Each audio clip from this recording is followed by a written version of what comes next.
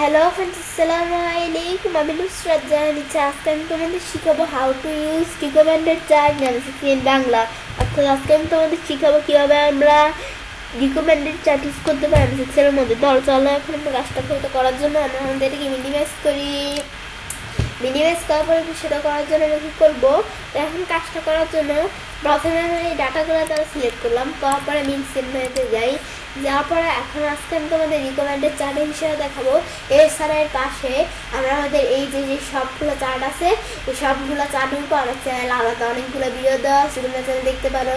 তো আমাদের রিকমেন্ডেড চার্টের বিষয়টা করার জন্য আমি এখানে ক্লিক করি।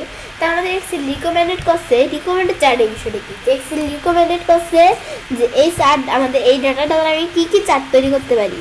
এখন দেওয়া আছে কি আমি শুধু কলাম চার্ট, এই যে আমাদের শুধু এই যে কলাম চার্ট আর এই যে এরকমভাবে স্টেকড কলাম চার্ট, আর আমি এই যে বার চার্ট আর এরকমভাবে এই যে স্টেকড বার চার্ট, আর এই যে আমাদের এটা কি বাবুল চার্ট, আর আমরা আমাদের 100% স্টেকড কলাম চার্ট এটা ইউজ করতে পারবো। কিন্তু আমি যদি এখানে আমি যদি অন্য একটা ডাটা সিলেক্ট করে এখন এই ডাটাটা সিলেক্ট করলাম, করার পরে এখন আমি যে রিকমেন্ডেড চার্টে যাই, তো আমাদের এই ডাটাতে আমি কোন চার্ট তৈরি করতে পারবো, এই যে ক্লাস চার্ট কলাম চার্ট তৈরি করতে পারবো, স্টেকড কলাম চার্ট। পরে আমি এখান থেকে ক্লাস চার্ট বার চার্ট আর স্টেকড কলাম চার্ট, আর আমরা আমাদের 100% এই যে এটা এই চার্ট, আর আমরা এই যে বাবুল চার্ট, আর এটা কোন চার্ট স্টেকার চার্ট। তা এখন আমরা আমাদের কিন্তু এখান থেকে এই যে আমরা আমাদের এই কলাম চার্ট এই চার্টগুলো ইউজ করতে পারবো। কিন্তু আগে কিন্তু আমি দেখছি শুধু বাবুল চার্ট আর column chart, stack column chart 100% stack column chart, আর আমাদের বার চার্ট এবং স্টেক কলাম চার্ট আমাদের স্টেক বার চার্ট এগুলাই কিন্তু দেখতে পাচ্ছি। কিন্তু এই চার্ট দিয়ে আমি কী কী আমরা চার্ট তৈরি করতে পারবো, এই ডাটাটা দিয়ে কী কী চার্ট তৈরি করতে পারবো, এই চার্টগুলো এখানে রিকমেন্ডেড করছে। তো এই চার্ট ছাড়াও কিন্তু এই ডাটা দিয়ে চার্ট তৈরি করা ছাড়াও আমার যে অন্য কোনো ডাটা থাকে, যেমন এই ডাটাটা দিয়ে আমি কী চার্ট তৈরি করতে পারবো, এই ডাটাগুলো সেজন্য আমি সিলেক্ট করে নিতে হবে।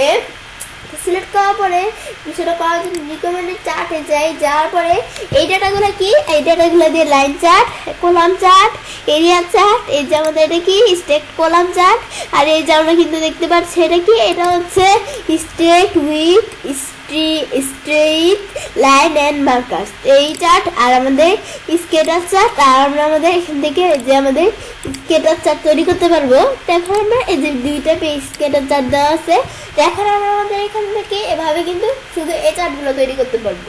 এখন আমরা আমাদের এখানে কোনো বার চার্ট নাই, এখানে কোনো এই ডাটাগুলো দিয়ে কোনো বার চার্ট তৈরি করতে পারবো না। তো এটা দেখার পর আমি ধরো আবার এই চার্টের ডাটা নেই, এখন আমরা আমাদের এই যে এটা ডাটা নিলাম। তো এর মধ্যে থেকে আমি ধরো এই ডাটাগুলো সিলেক্ট করি। তো এই ডাটাগুলো সিলেক্ট করার পর আমি কী করবো, তো এটা আমি যখন সিলেক্ট করলাম করার পরে আমরা এখান থেকে আমরা রিকমেন্ডেড চার্টে যাব। তো এই ডাটাগুলো আমি কী কী চার্ট তৈরি করতে পারবো, তো এই ডাটাগুলো আমি যেরকম আমাদের কলাম চার্ট তৈরি করতে পারবো, লাইন চার্ট তৈরি করতে পারবো, স্টেক কলাম তৈরি করতে পারবো, এবং মানে কলাম চার্ট তৈরি করতে পারবো, স্টেক কলাম চার্ট, পরে স্টেকটেড এরিয়া চার্ট তৈরি করতে পারবো, পরে এটা কি স্টেকার চার্ট, স্কেটার চার্ট, পরে আমরা আমাদের 100% স্কেটার কলাম আমাদের স্কেটেড কলাম। তারপরে আমাদের এই যে এই চার্টগুলো আমাদের এই ডাটা দিয়ে এই চার্টগুলো তৈরি করতে পারবো।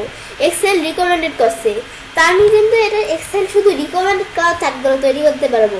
এছাড়া এই ডাটা দিয়ে আমি যদি রিকমেন্ডেড ছাড়া অন্য কোনো চার্ট তৈরি করতে চাই, সেজন্য অল চার্টে যে আমি কী চার্ট তৈরি করবো, কলাম চার্ট, আমাদের অল চার্টের মধ্যে বিভিন্ন চার্ট দেওয়া আছে, রিকমেন্ডেড ছাড়া অভাব নেই, line chart, pie chart, column chart, bar chart, area chart, কোন চার্ট তৈরি করবো নাকি কম্বো চার্ট কোনটা তৈরি করবো, এখান থেকে কিন্তু এগুলো আমি তৈরি করতে পারি। এখান থেকে বিভিন্ন চার্ট দেওয়া আছে, নাকি আমাদের এখানে যে চার্ট তৈরি করতে চাই, আমি ধরো এখানে ডাটাগুলো দিয়ে পাই চার্ট তৈরি করবো, বিয়োকে দিই ডাটাগুলো দিয়ে কিন্তু একটা পাই চার্ট তৈরি হয়ে গেছে। এই যে একটা পাই চার্ট তৈরি হয়ে গেল, সেটা তৈরি হওয়ার পরে এর মধ্যে এই ডাটা দিয়ে পাই চার্ট ইউজ করতে পারি। তো এখন আমি এটা আমরা ডিলিট করি, তো এই যেগুলো কিন্তু করতে পারি। অল চার্টের বিষয়টা হচ্ছে এটা।